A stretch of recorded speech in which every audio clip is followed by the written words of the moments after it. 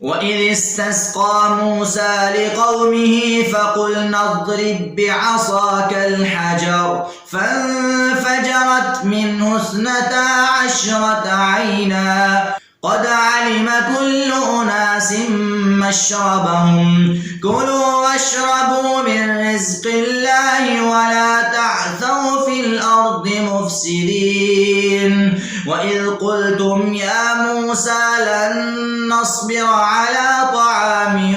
واحد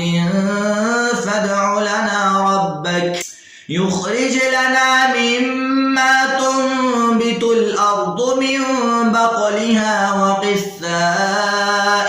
وفومها وعدسها وبصلها قال أتستبدلون الذي هو أدنى بالذي هو خير اهبطوا مصرا فإن لكم ما سألتم وضربت عليهم الذلة والمسكنة وباءوا بغضب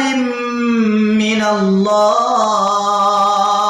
ذلك بأنهم كانوا يكفرون بآيات الله ويقتلون النبيين بغير الحق ذلك بما عصوا وكانوا يعتدون